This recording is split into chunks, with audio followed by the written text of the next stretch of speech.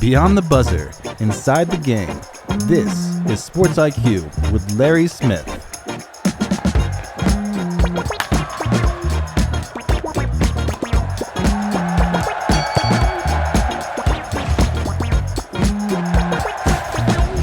That's right, it's Sports IQ here on a Wednesday. Glad you're here with us. So hard to believe. One more Wednesday left in the month of May. We barely knew ye. It's just flying right by. Hey, listen, we've been talking hockey. We promised yesterday that we will have on today's show just a great guest. He's awesome to talk to. Mike Maniscalco. He's a play-by-play man for the Carolina Hurricanes. By the time they finally hit the ice tomorrow night in Game 1 of the Eastern Conference Finals, hosting Montreal, they will have had 11 days off since their last game, since they finished off Philadelphia in the conference semifinals. That's an NHL record. 11-day layoff. So we'll find out what he's been doing, the team's been doing. We'll check on, he'll be very well rested. A lot of home projects, honeydews, getting those all done. So we'll talk with him here coming up later on here in this hour. Want to talk about, though,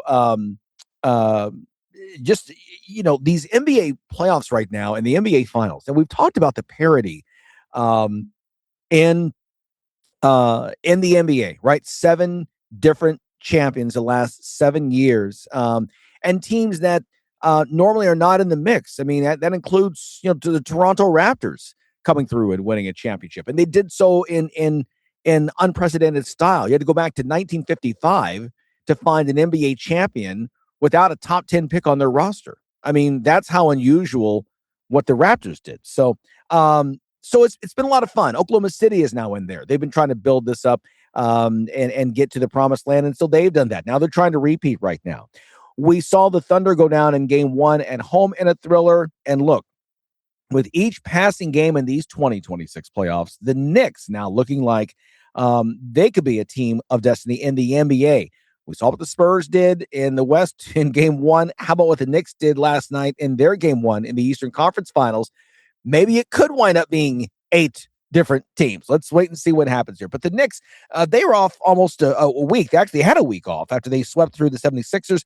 Looked very much like a team trying to shake off the rust in the first half of their game against Cleveland. New York coming into the Eastern Conference Finals, hitting an incredible 41% from 3 in these playoffs. At one point in the second quarter, New York just 2 for 21 from beyond the arc, or less than 10% from three-point land. Cleveland, meanwhile, looked like a team that was ready to play despite being pushed to 7 games in each of their first 2 series. 7:52 left in the game.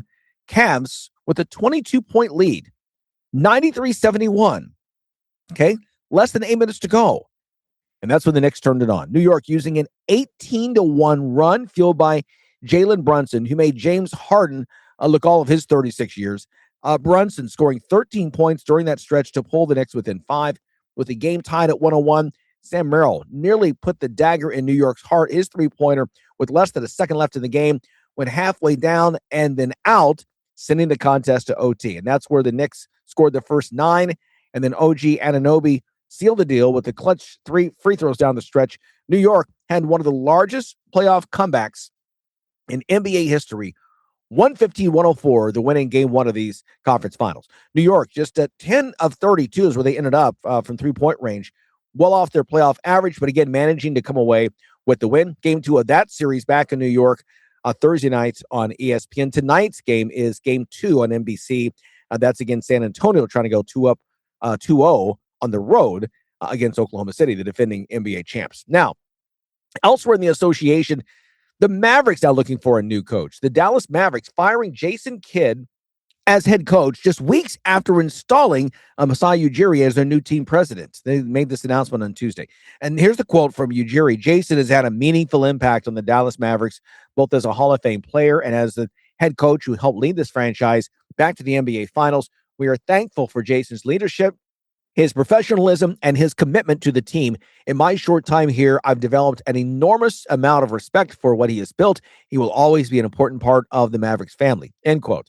Look, but obviously not enough to keep him, right? This was Kidd's third stop in his coaching career, previously being the head man in Brooklyn and Milwaukee. He led Dallas to the 2024 NBA Finals just a couple of years ago with Luka Doncic, but they lost in 5 games to Boston. Kidd's record with the Mavs was an even 500, 205 up, 205 down. Dallas now the 4th team currently looking for a new person to lead their teams, joining Orlando, Portland, and Chicago. Milwaukee and New Orleans have already found new head coaches here in this offseason. Let's get back to that game 1 last night in New York as the Knicks make the incredible comeback in the 4th quarter to force overtime and get the game 1 win at home. Joining us once again on the show, always good to have him here, Evan Damerell. He's the founder and chief of Write Down Euclid. Just does a number of things and always love his insights. Evan, good to see you again. No, thanks to you for having me. What a game. Really, what a game. Crazy. Okay, so listen. So 8 minutes to go, you kind of start writing your post-game stuff, right? And you're saying, yeah, this is, the Cleveland comes in. Hey, they were tired back-to-back game 7s, and they come in and they slap around the Knicks at home. And then, wow, Jalen Brunson happens. Yeah, I mean, I think Jalen Brunson really just that's the best way to put it is Jalen Brunson happened. And you do have to wonder, there's always going to be that second guessing of why maybe Kenny Atkinson didn't call a timeout during any of those stretches. But yeah, it was truly a remarkable thing to watch. And I know some fans were poo-pooing this Eastern Conference Finals matchup with just the David versus Goliath, or I guess Goliath versus Goliath between OKC and San Antonio on the Western Conference side of things. But I mean, not a disappointing game at all if you're a basketball fan. Now, if you're a Cleveland fan, I think you're definitely licking your wounds this morning and wondering, well, what happened here? Like, well, what went wrong? Just to really think that they had a 22-point lead. They looked, frankly, quite dominant in the 3rd quarter of that game, and especially after just responding from a very slow start from the Cavs in terms of just shooting and scoring in general. It looked like you said, like 8:19 left to go in the 4th quarter. This looked like there was going to be a bow on this game, and the Cavs were going to have a 1-0 lead, but nope, they are definitely reeling on this one, and I think they're going to be hearing a lot of noise for the next few days or at least the next day or so until the game 2 to hopefully excite the demons from this first game, loss. Yeah, I think, and where does this team, I got so many questions I want to get your thoughts on. Number one, was that we can say Jalen Brunson did this. We can say, yeah, Kenny Atkinson didn't call timeouts. Was this possibly just where the team just kind of wore down at the end after, again, back-to-back 7-game series, and just 48 hours earlier, we're finishing off an impressive Game 7 rout over Detroit? Did they just kind of run out of gas as well as Jalen Brunson doing what he did? Yeah, I think a little bit it is just running out of steam down the stretch. And I think also, I mean, Mike Brown did not make it a secret post game when he said that they were attacking James Harden intentionally. The Cavs were trying to do everything to maybe slow Brunson down by putting Dean Wade on him. I mean, there was one possession where I watched Wade just sprint all over the backcourt, and before even the Knicks got across the timeline just to try and contain Brunson, and Brunson was able to force the switch from Wade onto Harden, and then it just rinse and repeat. It just leaving James Harden on an island. But I do think fatigue definitely played a part in set in, and I think the fatigue itself really showed during overtime as well. Like Donovan Mitchell was a non-factor in the 4th, but especially overtime, and the Cavs were just kind of taking a lot of ill-advised, in my opinion, at least, just 3-pointers that just don't seem like their type of game, where it's much of a cleaner look where they're trying to maybe get pressure at the basket and then kick it back out. It was just kind of a little bit of just haphazard shooting out there, and they can course correct. They can maybe find some ways to fix things on their side of things on offense, but it is improbable. I don't think it's going to be one of those losses that takes such a mental toll on you that the physical toll just kind of makes you completely collapse. But there's going to be a lot of questions about this team heading into game 2, especially with the Knicks have to feel pretty good about themselves when they can say they stole one of these games at home, which is, a little weird to say, but that's definitely how it felt when the final buzzer sounded. Yeah, absolutely. If you're the Knicks in your locker room, you're saying, listen, we took their best shot and came away with the win. I mean, it's, look, one night earlier, we saw something kind of similar in terms of the Spurs had control in the 4th quarter. OKC comes back, ties it, but they lose in double overtime at home. The Knicks came through instead. And so, yeah, I think for them, they've got a relief, and they've won 8 games in a row right now. I mean, they're on a roll. Yeah, they really, really are. And I think it's just kind of hard not to discredit just how well Mike Brown has his finger on the pulse of this team. I think, Jalen Brunson certainly lives up to that moniker of being just a big time player who comes up in the big time moments. And not to say he wasn't great in the first half or in the third quarter, of course, but the Cavs seem to have figured something out in the third that really just muddied New York's offense a little bit and just prevented them from getting those clean looks, whether it's at the perimeter or at the basket. And it really allowed the Cavs to dictate the flow of the game. And of course, some opportune 3-point shooting from James Harden and Donovan Mitchell and the rest of the team as well certainly helped too. But it's just, it really is remarkable just to say that the Knicks are a team that not only kind of showed a bit of a physical advantage in terms of just being able to have more stamina than the Cavs down the stretch, but also they are certainly setting the psychological tone too. And it's something that they definitely carried with them throughout, just their entire playoff run. Yeah, absolutely. And you catch the Knicks. We talked a minute ago before we brought you in that the Knicks have been hot shooting from 3-point range in these playoffs. That was not the case last night. So the Cavs did that. They forced Karl Anthony Towns, who just was a beast against the Sixers. I mean, he had double with 13-13, but he also had 7 turnovers. So did all these other things. That's right. And so I guess what's the mindset now as we're coming up on, again, game 2's tomorrow night, no rest for the weary. Is this a team now? How do the Cavs get past this in terms of, do they say, look, we had them for 38 minutes, right? Or 42 minutes, we had them? Or is it one to say, wow, we're really exhausted right now, and we've got to find a better, a higher gear despite being exhausted, having played now. This will be game 16 already of these playoffs.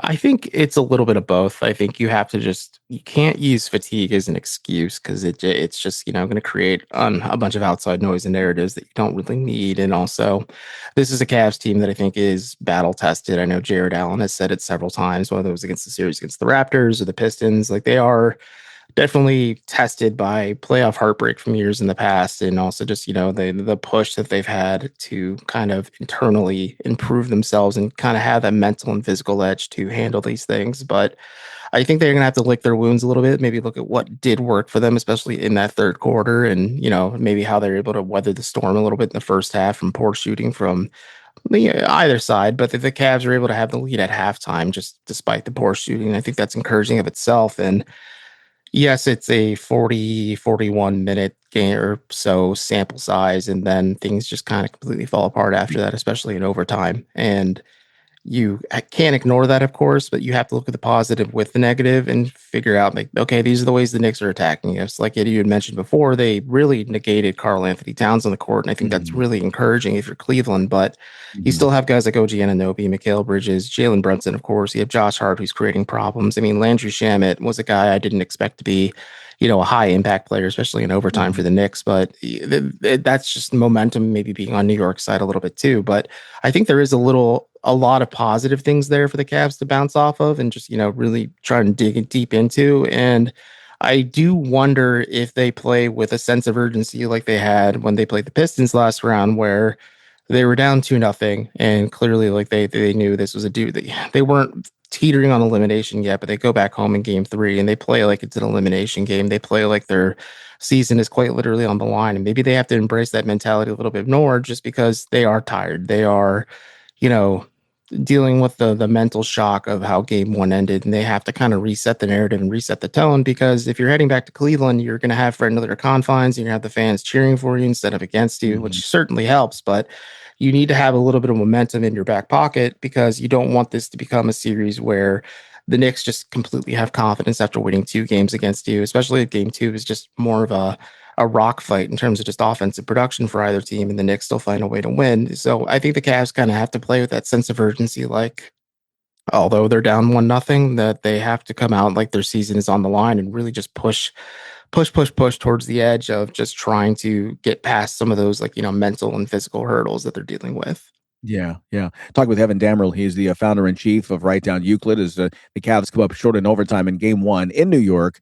That was last night. Game 2 is tomorrow night. We've talked about this Cleveland Cavaliers, the organization overall, and coming through big last year with the big breakthrough with Coach Atkinson. Didn't get as far in the playoffs. But we also talk about teams needing to learn how to win in the postseason and how to advance and how to become a championship team. And I think the other thing that maybe Cleveland can take, you have a lot of holdovers from last year that were a part of that run, is that this is a team that you can say, boy, they fell apart at the end of game one. They didn't look their sharpest for 48 minutes, but at the same time, here's a team that just survived 2 playoff series of 7 games to get to the conference finals. And when last year, again, they fell short of this level, I think that maybe that's something else they can also take on, that the maturity of being a year later, they found a way to fight through, get big wins on the road throughout these playoffs. And that may also, sustain them as they go into game 2.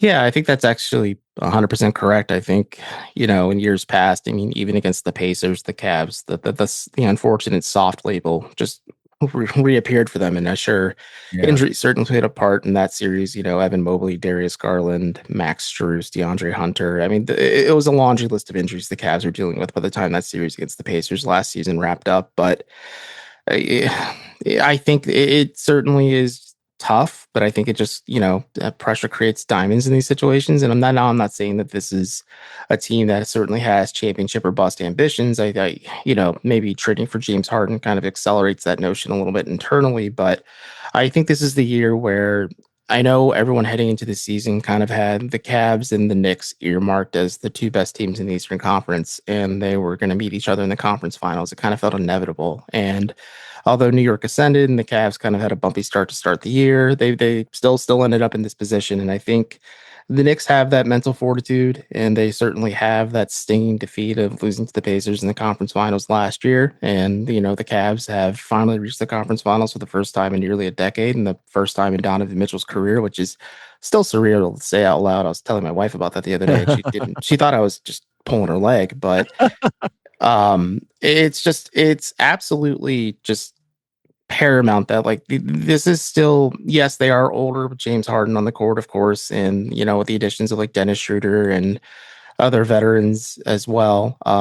This is an older, more mature team, but I think the maturity for their younger players, whether it's Jared Allen, Evan Mobley, even guys like Sam Merrill, who has been a big time player for them in the last round against the Pistons, and heading into game 1 against the Knicks, he was great as well. But I think you're seeing a lot of promising returns from the hardships the Cavs have faced. And I do wonder, again, like I said, they have to head into game 2 with this maybe being of the mindset of this being a possible elimination game. But maybe the overall shell shock of that game 1 loss doesn't hit as hard on them, just because they are able to look back at other playoff series and said, listen, we've had our backs against the walls before, and we found a way to dig deep and at least make it a competitive series, or X, Y, and Z. But they've been through the trenches before plenty of times, and I don't want to say they're completely out yet, just because it's still quite a game to kind of get over mentally in my mind, nearly 12 hours later after it ended. But it's still just quite a response from the Cavs, at least, and, Kenny Atkinson as well, that they're still learning, they're still growing. And I think even in the middle of a series, I think there's still ways for them to learn and grow. And, just hope that the growth is more immediate than, saying, okay, they'll learn and grow from this in the off season and then apply to it next playoff run, which is something that if you're this Cavs team, you don't want to keep saying. You want to actually kind of break through and have success. And sure, the conference finals is, the benchmark of kind of what the expectation was for this team heading into the season. But, they certainly don't want to be satisfied with just that. Yeah, no question about that. Look, and we saw game 7, I thought was one of the most impressive performances I've seen in these entire NBA playoffs. So we know the Cavs have it in them. The question is bringing that in. And again, like you said, it's one game of a best of 7 series. It's still a long way to go. Evan, listen, we appreciate your thoughts as always. Enjoy this series, enjoy this playoff run, and we'll catch up with you soon. Absolutely. Thank you again for having me. Yeah, absolutely. Thanks so much. Evan Damerell joining us once again. He's the founder-in-chief of Write Down Euclid. Be sure to check him out online and on social media. Game 2, it's the Cleveland Cavaliers at New York. New York with a 1-0 lead in that best of 7 series. That comes up again on ESPN tomorrow night. Okay, stay with us. More to come here. Do you want to save money on your next flight? Then pick up the phone and call. That's right, call. Because the best prices on airline tickets are not online. They're with SmartFares. See, SmartFares has special deals with the airlines. When they have unsold seats, they use SmartFares to fill them. So you get airline tickets at ridiculously low prices. They have access to great prices and discounts with over 500 different airlines, plus 300,000 hotels and rental car companies. Their prices are too low to publish online. The only way to learn more is make a free call. With the extra money you'll save, you can book another trip or treat yourself to dinner or shopping. So stop searching all of those travel sites to find the lowest price on your next trip. Let one of our SmartFares expert travel agents find the best prices for you. Call SmartFares today and get the best price on your next trip.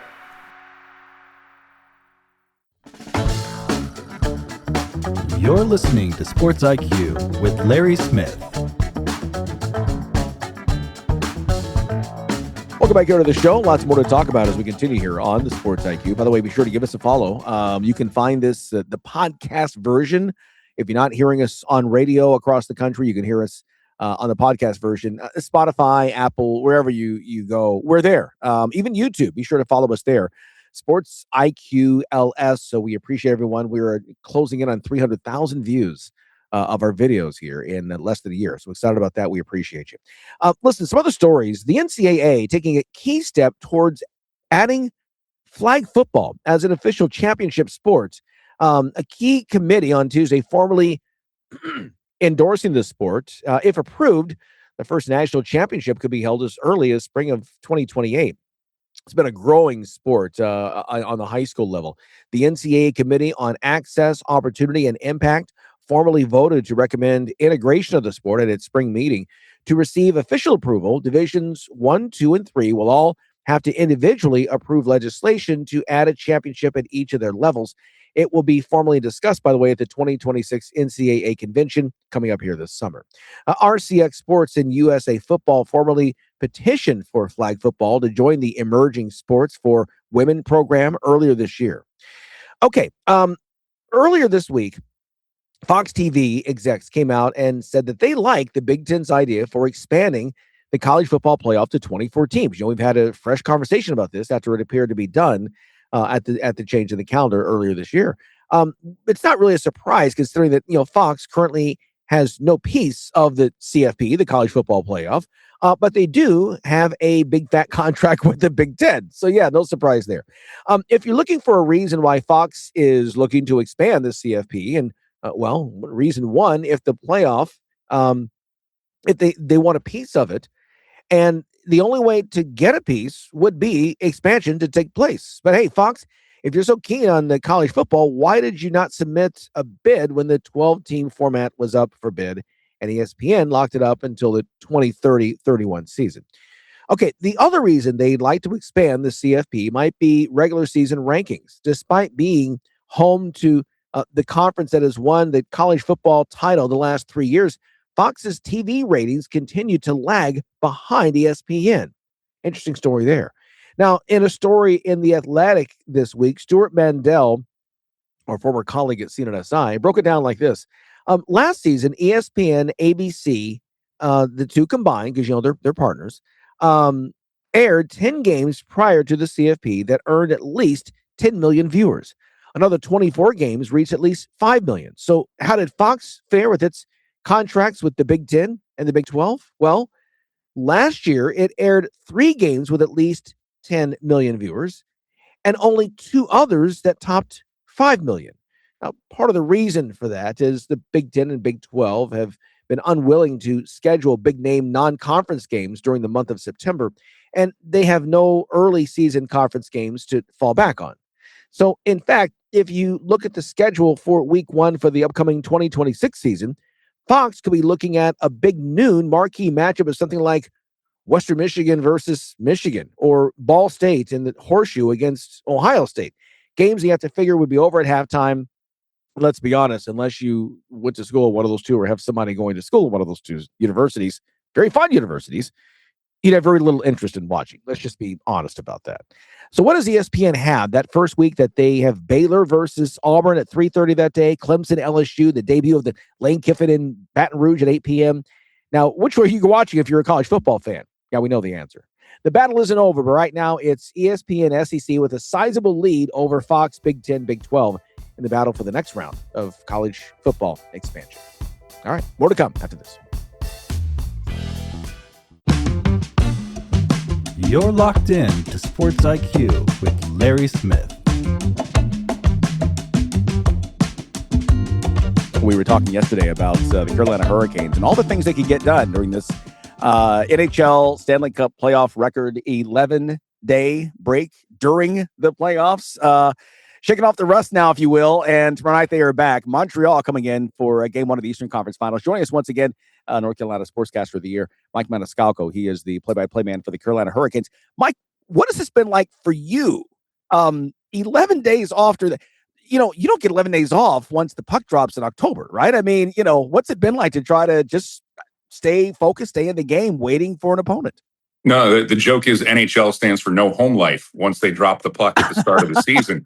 No, it's been good. I've learned 4 new languages. I've built an addition to my house, and I've got my taxes filed until 2035. So the break was good. From the short answer to it, what was the break like? The fact, Larry, that we don't get the chance to exhale during the season, that it literally is you just keep going from one city to the next and you crisscross time zones. It's been good. It's been good to be home. I've got a ton of, my prep for this series is done. Other than, I've got to fill in some blanks for Montreal. But other than that, it was good. I get to watch the team practice. You get to talk to the players. And it's not just the same when you go in the locker room when the season's going on. It's almost the same conversation every day. This is different. We've got two guys who became dads during the Philadelphia series, right? And Keandre Miller and Sean Walker. And I think their kids are in college now with the break. So it's good. They grow up so fast. But the truth of the matter is, I really got to talk to the players about, hey, what is this team doing in the playoffs, right? It's not the cliche stuff, but the real good stuff. And they give you the answers for it and just how they were doing, how everybody was handling themselves away from the rink. So honestly, for me, it started to feel old after game 6 for Buffalo and Montreal, because now you're like, come on, let's just get to our series. Yeah. So these last 3 days have felt like they've taken forever, but really it was something I think that Carolina and hopefully everybody around the organization took advantage of.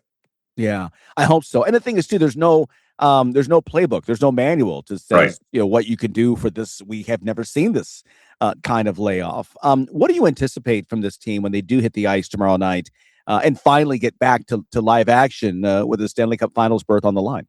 Well, the funny thing about that is the fact that they got through Ottawa so quick. They had a little bit of a rest, not this, between that and Philadelphia. Philly went 6 games, so I think it was 9 days between puck drops for Carolina.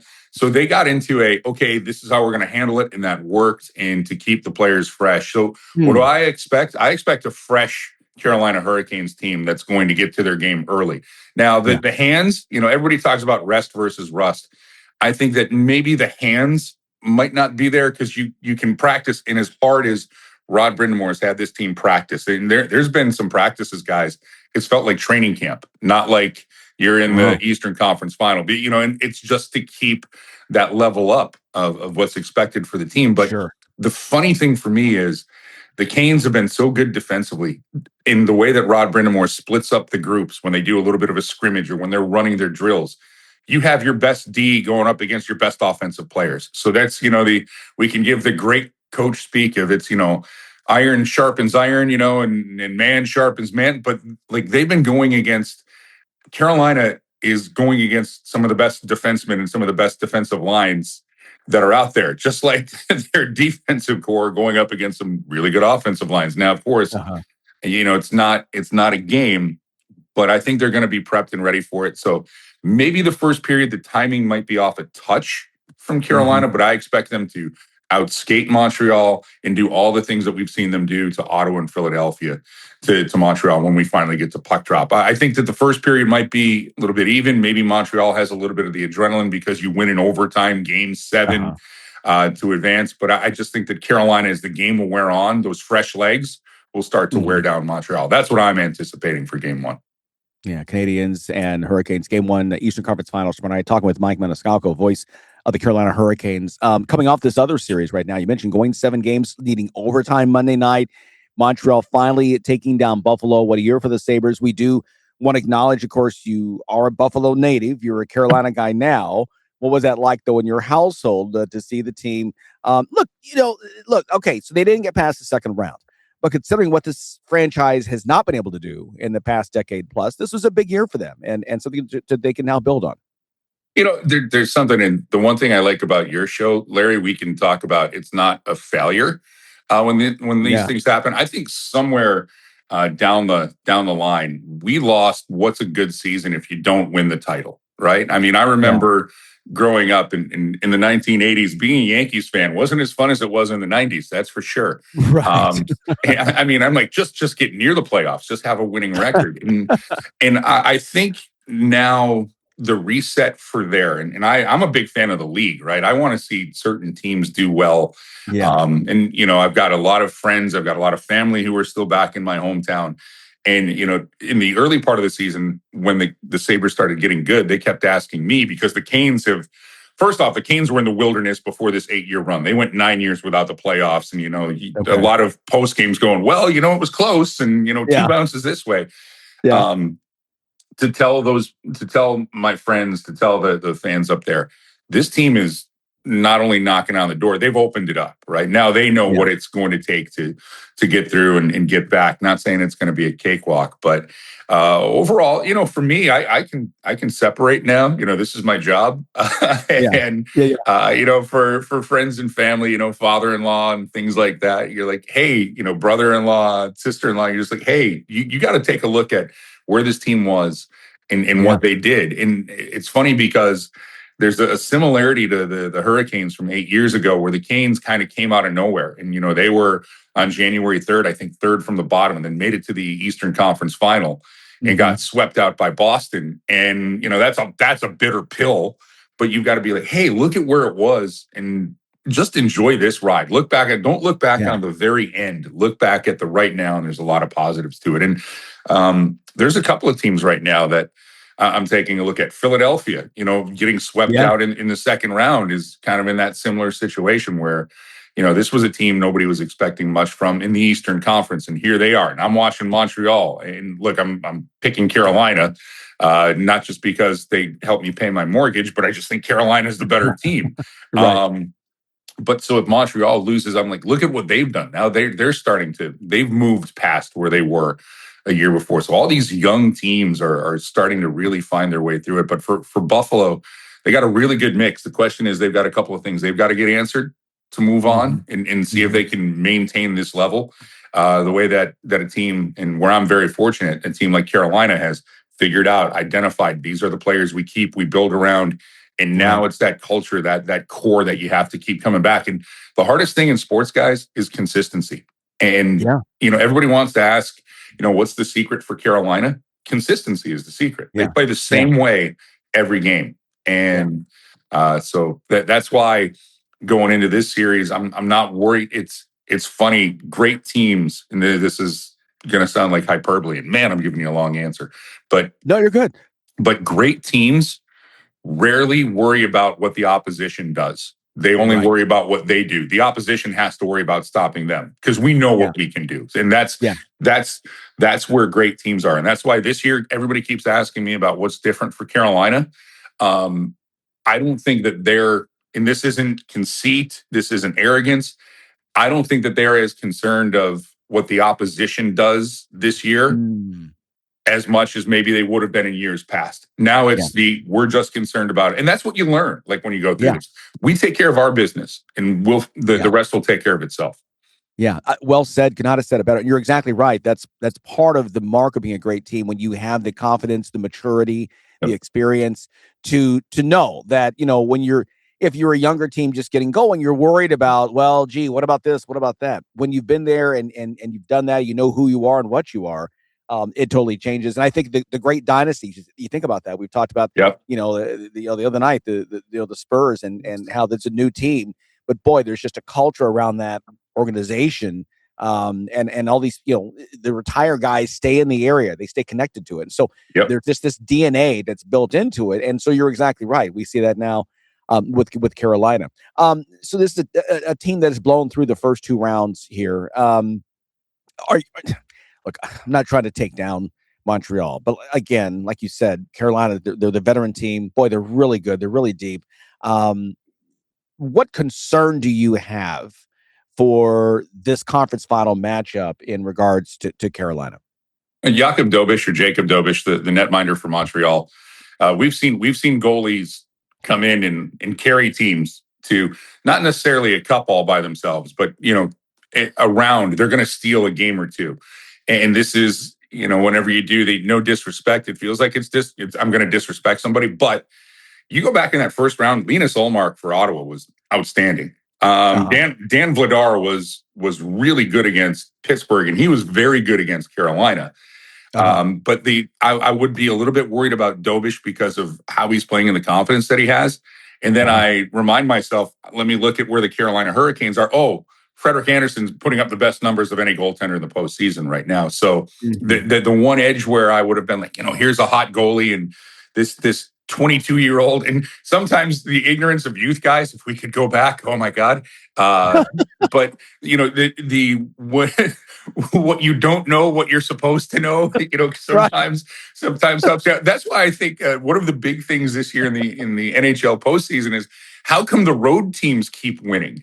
And they don't care. They don't care about the environment. They don't know that they're supposed to be intimidated in Montreal or Boston or, in Philadelphia or Ottawa. They just don't know that. And that's one of the funny things for me. Or for, Montreal, they didn't know that they were supposed to be intimidated in Tampa or in Buffalo. They just go out and play. The other side of it, I think it also puts pressure on for younger teams when you're home. Oh, we got to put on more of a show instead of just, okay, this is what we do.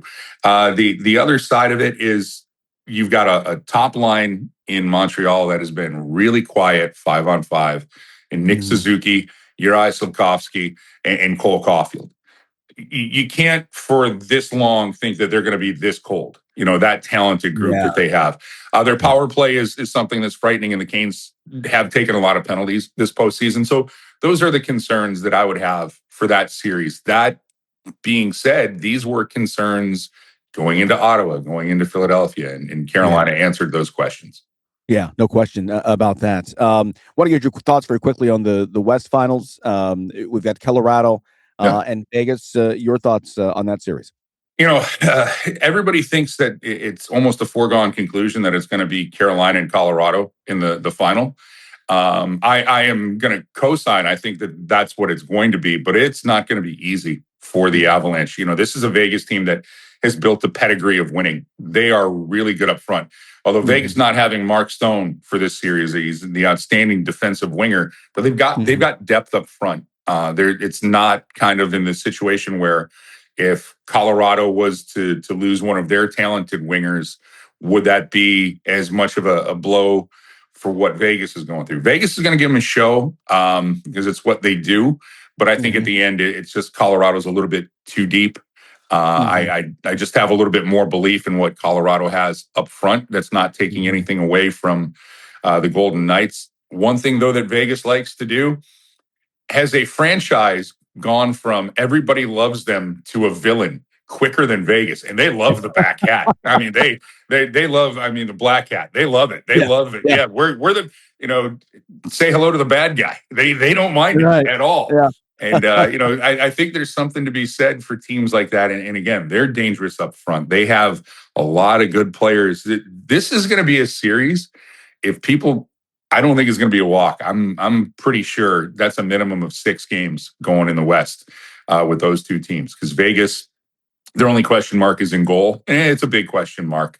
But for Colorado, they have the depth. Yeah, they have everything. But this could be one of those series where a crazy bounce might tilt it one way or the other. And I'm talking about it would be Vegas. But I do expect Colorado. They have a unicorn in Nathan McKinnon. When you have a guy like that who refuses to let your team lose, that's huge. And then I would say Cal McCarr, but there's a lot of talk, and I don't know because I'm not around the team. There's a lot of talk that he's not 100% healthy. But I know that players like that, 80% of a guy like Cale Makar, I'll take over, 100% of a lot of other guys in the league. So we'll see how that plays out. Yeah, absolutely. And so I think that I know you're going to. I'm not going to ask you for predictions. I know what you're going to say with that, and we would be in agreement with that in terms of for the Eastern Finals. But I think given that in terms of the West, maybe Carolina's looking to another time break in between these series. Should they get past Montreal? No, Larry, I think you're right, and this might be another one of these things. And I'll say it. Generally, I'm not in the prediction business.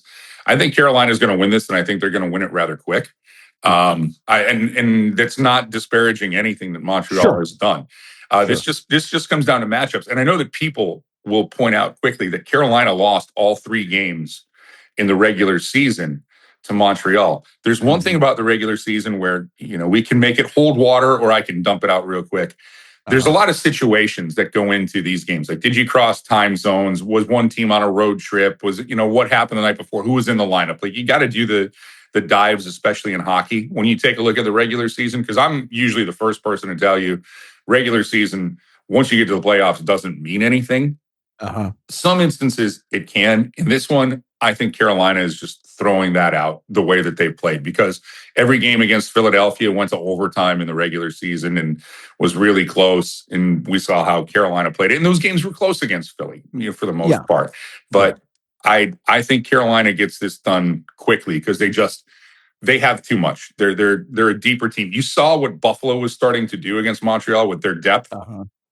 Carolina is going to do that right from Jump Street. And I think that, they might be waiting for, at least they'll be prepped. At least they'll be prepped when it comes to the next round, if they can get there. And I'll do the knockwood, or I'll do the broadcaster's jinx, which isn't a real thing. Because if I had that power to speak things into existence, I'm going to get $2 billion by the end of this broadcast. There you go. That's right. Exactly. Well, Mike, listen, welcome back to work. Good to get you back on the mic again, and enjoy this series. It's going to be a good one, and hopefully we can talk to you again very soon. And thank you, Larry. I was worried because I hadn't been working for so long if I would have to draw against my 401k to keep the house. But no, I'm good. I'm ready to get back to work. Excellent. And we're happy to give you a moment to kind of get the pipes ready for tomorrow night. Just got to get back in this flow of things. So, Mike, thanks so much, man. Have a great call tomorrow night. We'll talk to you soon. Thanks so much, guys. Appreciate it. Mike Maniscalco joining us. He's a play-by-play man for the Carolina Hurricanes. They're the favorite in the Eastern Conference Finals, taking on Montreal. Game 1 tomorrow night of the best of 7 series. The winner moves on to the Stanley Cup Finals. Okay, more to come. You're on the Sports IQ. Are you tired of your website making your business look bad? Is your current web developer dropping the ball? Let's face it, if your website isn't making you money, it's broken. Let Neon Rain create a website that turns your visitors into customers. Neon Rain has worked with hundreds of businesses across North America, building custom websites and applications with modern designs that are easy to update and work well on mobile devices. They can do it for you too. What sets Neon Rain apart? They actually deliver on their promises. Call today for a free consultation. 303-957-3092. That's Neon Rain at 303-957-3092. Or visit them at neonrain.com.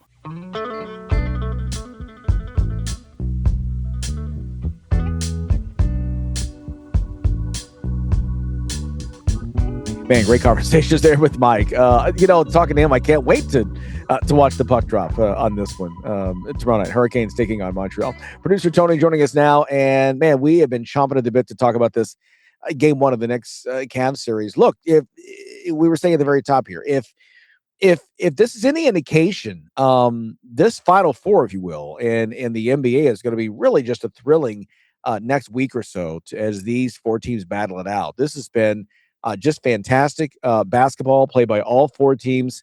Look, when you get to an overtime, it's kind of tough to have a loser in either series, but someone's got to win and someone's got to fall. Yeah, I mean, exactly. But it was really exciting. It was a rocky start at the beginning, Larry, watching this game. It was hard because neither team could get into a rhythm in the first half. Cleveland found their footing a lot faster than New York did. Again, I think the week-long layoff really hurt New York. Their shooting was not sharp. Their passing was not sharp. Their defense was not sharp. And this has been a team that has played defense better in these playoffs than they normally have been. Credit Mike Brown for a lot of that. And, it just seemed off early on. Yeah, absolutely. And then, of course, Jalen Brunson comes in later. You know me, I'm a big fan of the underdog, and I love guys who excel in college that are ignored by the NBA because they want the bright new shiny toy that they think could develop into something. But I go back to Jalen Brunson. I'm sorry. The guy won 2 titles, national NCAA championships with Villanova in 3 years. One as a freshman, one as a junior, and he's proven now he's a winner on the next level. And is he the type of player, the type of floor leader that can lead you to an NBA championship? Yes. And he showed some of that medal last night. Yeah, he was encouraging his team all throughout. Keep playing. Even if we don't win this thing, keep fighting. One play at a time. And when they hit that 8-minute mark and they were down 22, I think they had called a timeout, and they really made it an effort at that point to go after James Harden. And look, James Harden has never been a really good defensive player. He's never made an all-NBA defensive team, not first or second team ever in his career. He actually got a couple votes, but that was like 13, 14 years ago. Right. And his defense, as he's gotten older, is not good. So if you're the Cavs, and Jalen Brunson is going to continue to do this in this series, at some point, you're going to have to make an adjustment. You're going to have to decide when you have to pull James Harden for all of the offense that he can bring off the court, because he is an absolute liability on the defensive end, and he wasn't so great on the offensive end last night. Yeah. And that's the thing. If he's not providing on one end, then you always not giving anything on the other end. So I mean, it's so it's decide at that point what's going to happen. And I think that's one adjustment I think I definitely would make. We were talking with Evan earlier about, I thought they did a great job on Karl Anthony Towns. He still got his numbers, 13 points, 13 rebounds, but again, had 7 turnovers. And he was somebody that really facilitated so much of the offense in these playoffs, especially against Philadelphia. And we thought he would be a real advantage, had the size advantage. But I thought Cleveland, for the most part, negated that. Yeah, I mean, Cleveland, when they were able to play the double big and have Allen and Mobley out there at the same time, allowed them to really negate what Karl Anthony Towns could do, because they could run different people at him or bracket him. And, with New York not being able to hit the 3-point shot very well, Cleveland was almost daring them to shoot the 3 a few times, and they weren't able to hit it. So it kept them honest. Now, the other thing, Larry, that I'm going to be interested in seeing is, it's been Mitchell Robinson who has spelled Karl Anthony Towns for the Knicks. He brings a lot of energy. He's got a little bit of offense, pretty good defender, has been able to play 10, 12, 14 minutes a night to keep Cat rested.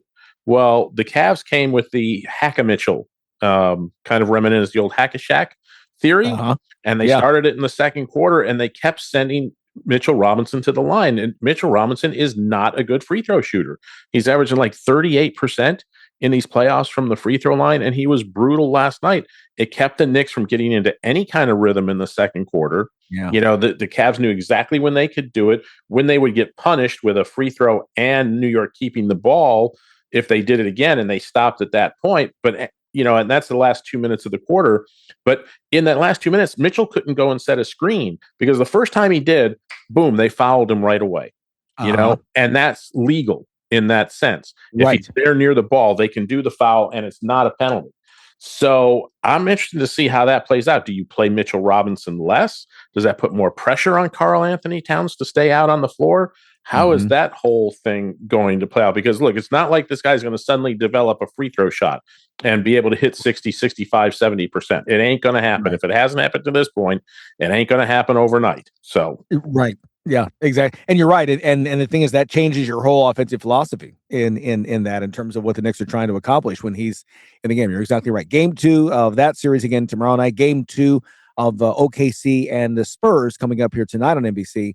Again, the Thunder falling in double OT in game 1. They'll try to even the series before going to San Antonio here, coming up here later on this week. Hey, one quick note before we get our moment of awe. We mentioned yesterday in talking to our guest about Rickea Jackson, the Chicago Sky forward. Turns out that is a torn ACL. It came out later on in the day, out for the season for Chicago. Tough, because she's a tough third-year player out of Tennessee, and we wish her the best in her recovery.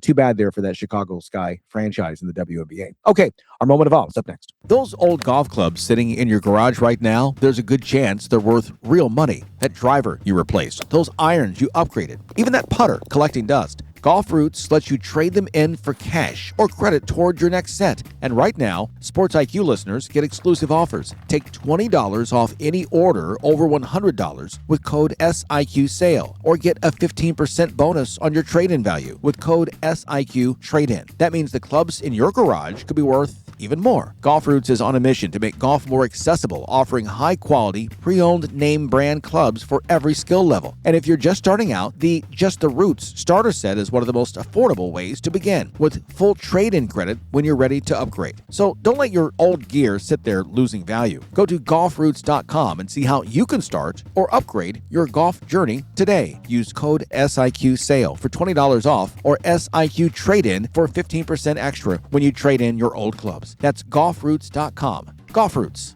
Upgrade smarter.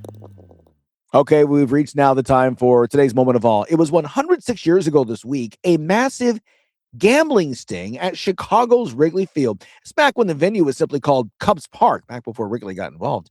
The year was 1920, on the heels of the infamous Black Sox scandal involving the Southside's Chicago White Sox during the 1919 World Series. Well, the Cubs team put agents dressed in disguises in the bleachers. They were sailors, soldiers, farmers, even ice wagon drivers, all there, just seemingly there to see a ball game. And then immediately after the first inning, they pull off the sting in the stands to shut down this gambling ring. And they said 47 arrests as a result. The perpetrators allegedly, they weren't professional gamblers. They were just everyday Joes making small-time wagers, as it turns out. Well, it all happened. 47 arrests. They want to get it. That's how worried they were about gambling in the game back then. Think of it right now. You could do that from your own home, from your seat, electronically, and it's legal. By the way, the Cubs won that game 6-0. That was one of 27 wins and one of 33 complete games that season for future Hall of Famer Grover Cleveland Alexander. There it is, 106 years ago at Wrigley Field. The gambling, that's your moment of awe. All right, we appreciate everyone stopping by. Appreciate our guest, Evan Damerell, coming here. Also, Mike Maniscalco. We enjoy you as always. Let's make this a fantastic day. We'll talk to you tomorrow on the Sports IQ. Thanks for listening to Sports IQ with Larry Smith, Monday through Friday. Continue the conversation at Sports IQ LS. We'll see you next time.